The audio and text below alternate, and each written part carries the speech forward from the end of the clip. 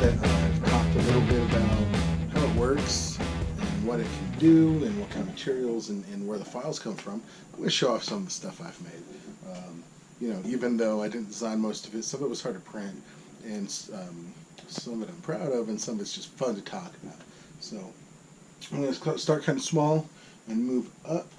One of the fun things I like to show off is this carabiner. It's actually a functional carabiner. You know, no other parts that aren't printed. It just uses the elasticity of the material to snap it shut. This, you know, the wood and the plastics, of course, are not going to be climbing quality carabiners, but they are nice to clip things to your backpack with, etc., etc. So I've made a couple of my sprayers. I really like this Hulk model. Brought them up over here so you can kind of see the comparison. I printed them a lot smaller because I didn't have a lot of time and I didn't want to spend a lot of material. Just kind of wanted to get an idea of what he looked like. And you can see, based on the model, he came out pretty close. I showed you the Batmobile. I think those are the only one-to-one comparisons we're going to get. But I'm going to keep showing off some of these things. I love this little Yoda. You know, he came out. I printed him with high resolution again, and he came out really well. His detail shows off really nice. I'm meaning to paint some of these guys up, but haven't gotten around to it yet. This is interesting. This is, they call this a hashtag 3D benchy. I was going to call it Bodhi, but it's benchy. It's kind of a bench test to your printer. They call it a torture test for a 3D printer. And this part in particular is hard to print. I have to print these guys slow at a high resolution, but they end up coming out pretty nice. This material in particular is a color changing material that when you get under UV light in the sun, it turns red. Into another dimension.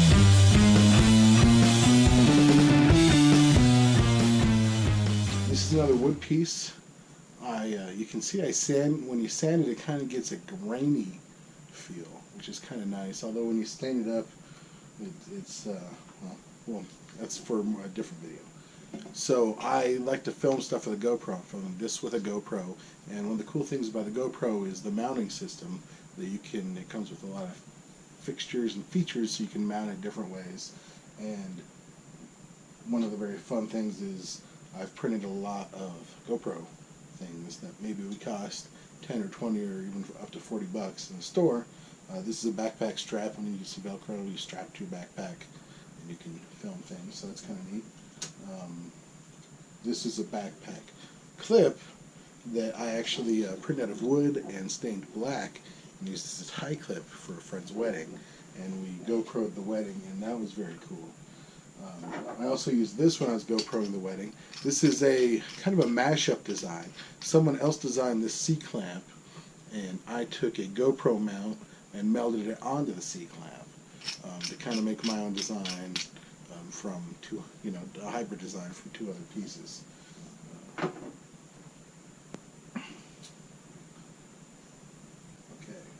One print I like, I've been painting this. I didn't print him in brown, I printed him in white, primed him and painted him.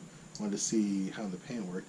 It's actually a functional bobblehead, Chewy. You can see I printed all these, did not print the spring, everything else is printed. And I actually had the spring in a spring kit. And once I'm done painting him, I'll glue it on there, and he'll be a functioning bobblehead. That's pretty cool, right? The first action figure I printed was a simple one, K2SO, and just moving shoulder and hip joints.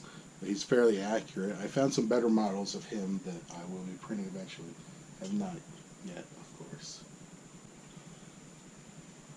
And while we're on the action figure line, I like to show these guys off. These are Power Armor action figures from Fallout.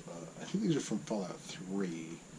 I didn't play Fallout 3. I played Fallout 4, and most of these guys are pretty similar. But it took me, I think this gun took 14 hours to print, the minigun. Whoop, it's heavy. It's hard for them to hold. I should have used less infill. I could have made it lighter. I could have, but I didn't. Next time.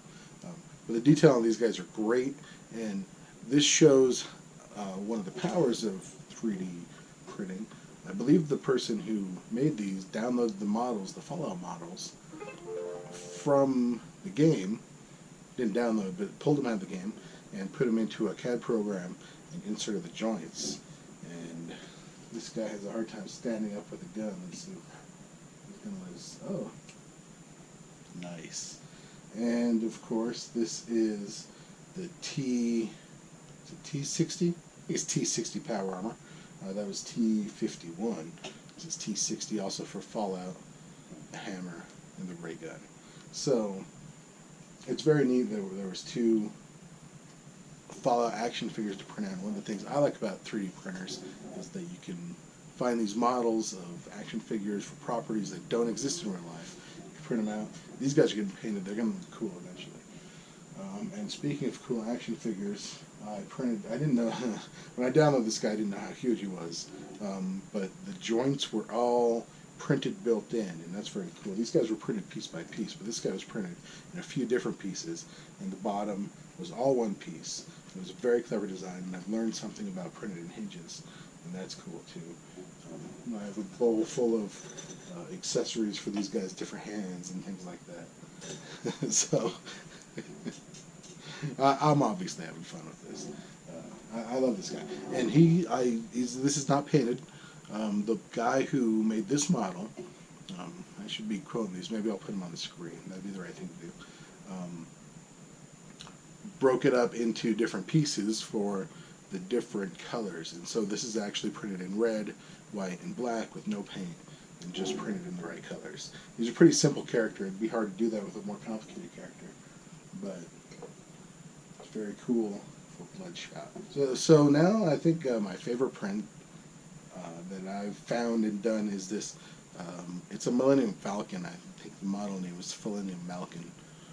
Probably for copyright issues. And it has great detail. This one here took 18.5 hours to print. I printed it at high resolution, pretty high resolution, and pretty slow. And it's amazing. I hope the camera picks it up. There's little seats in the cockpit.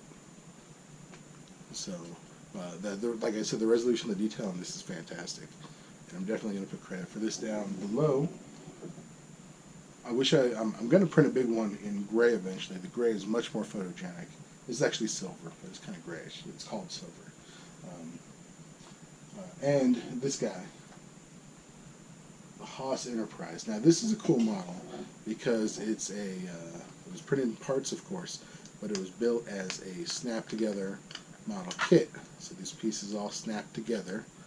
You can, of course, glue them and fill them, and you know, Bondo is good for this stuff, and there's some epoxies made for it, for finishing these guys. But you can see I printed these pieces, and we had some warpage. This is what the warpage looks like, because this was a epic print, and I wasn't quite properly aligned. But it came out pretty well in general. The other pieces came out really well, and the model is very cool. Of course, people have come with things to do with empty spools. So I've printed out some drawers, and we'll have a stack of empty spools with drawers for me to hold my screws and nuts and other parts. So that's going to wrap up this turbo tutorial. Thanks for joining me, and come on back to Turbo's Nerdery for another nerdy video.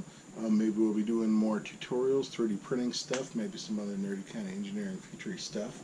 That's kind of my bag. And Doug, I hope this finds you well, and mad positive vibes to you, my friend.